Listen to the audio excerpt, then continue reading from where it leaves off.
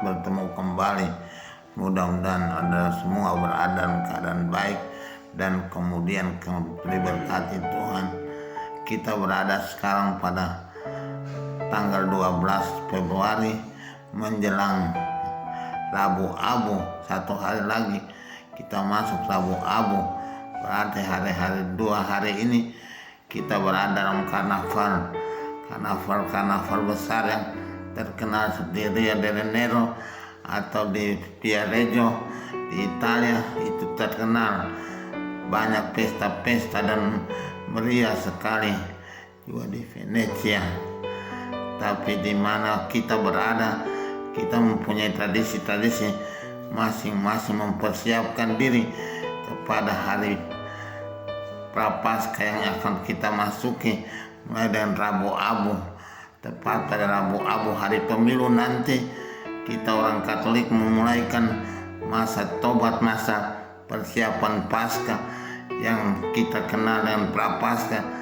Jadi kita mempunyai masa yang khusus pada hari yang khusus juga. Semoga kita mempunyai hati yang bersih untuk pergi ke tempat pemilihan dan melakukan tugas negara kita sebagai warga negara. Kita semua wajib untuk pergi menusuk untuk milih presiden dan wakil presiden yang kita harapkan memimpin bangsa kita kepada kemajuan dalam 5 tahun ke depan. Ini tugas negara, tapi juga panggilan hati dan hidup untuk memastikan bahwa masa depan bangsa ini dan hidup kita akan aman, tentram dalam pemerintahan yang baik. Dengan kemurahan Tuhan, kita mohon semua, kita tidak hanya pergi tapi juga berdoa untuk memulaikan tugas negara itu pada 2 hari lagi mendatang dengan segala perhatian kita. Jangan ada yang lalai, jangan ada yang tidak pergi, tetapi semoga kita semua wajib pergi ke tempat-tempat pemungutan suara, karena itu tugas negara yang kita wajib melakukan sebagai warga negara yang baik.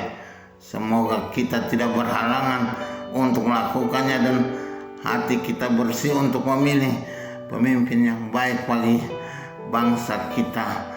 Tuhan memberkati kita hari ini membaca kitab suci dari surat Yakobus, awal surat Yakobus. Jangan kita diombang-ambing oleh macam-macam pencobaan. Memang itu menjadi suatu kesempatan kita mendapat ujian iman kita, tapi kita harus kuat dan teguh berpendirian dan terus maju dalam sikap iman dan sikap warga negara yang baik untuk berjalan terus tanpa gangguan apapun juga. Semoga Tuhan memberkati kita semua. Mari kita lihat dalam kitab suci pada Injil hari ini dari Injil Markus, dibacakan mengenai orang-orang Farisi yang mencobai Tuhan Yesus. Mereka mau mencoba dia dengan segala macam pertanyaan, tapi Tuhan menangkis dan menunjukkan bahwa Tuhan itu tidak bisa digoyangkan oleh cobaan apapun juga.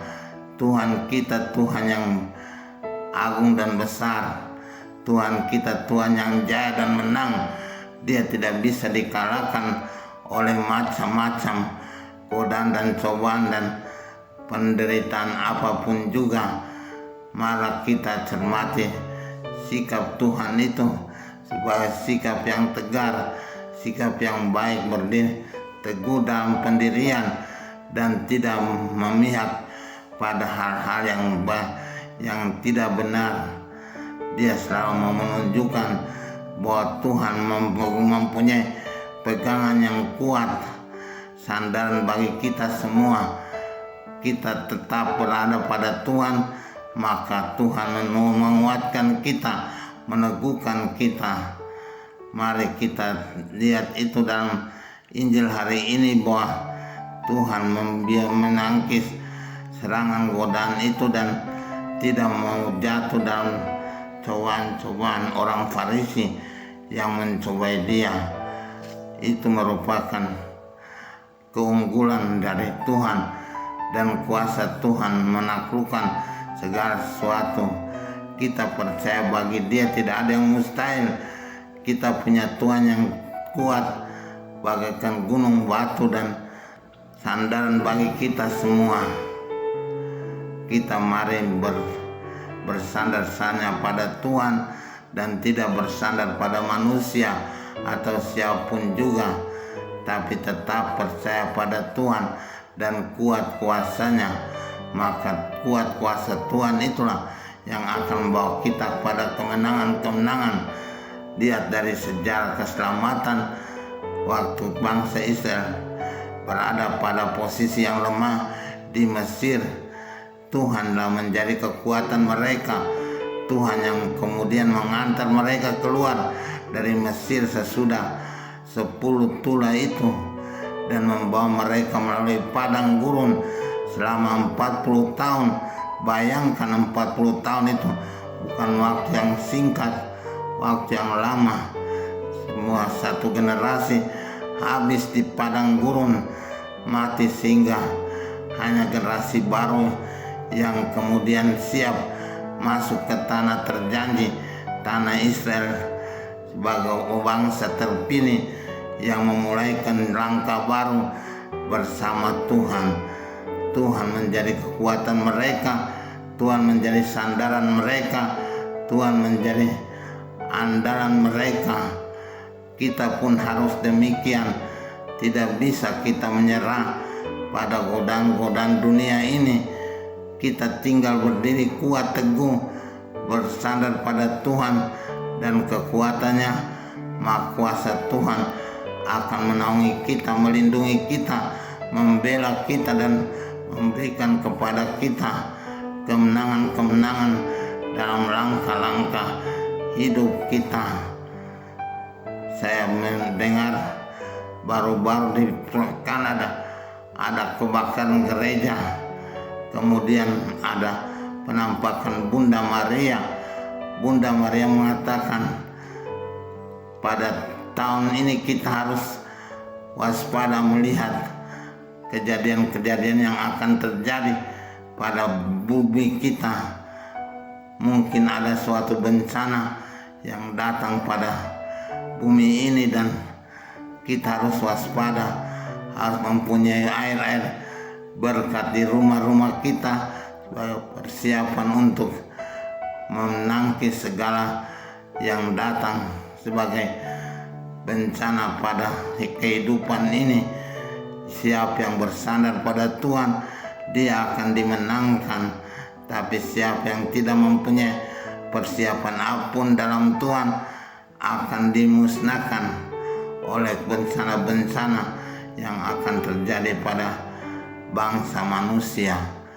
Kita mohon kemurahan Tuhan dan perlindungan Tuhan, tangan kuasa Tuhan menjaga kita semua dari segala bencana itu.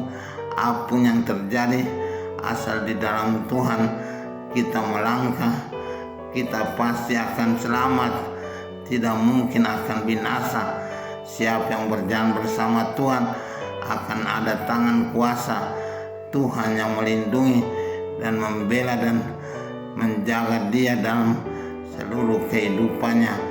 Semoga demikian. Amin.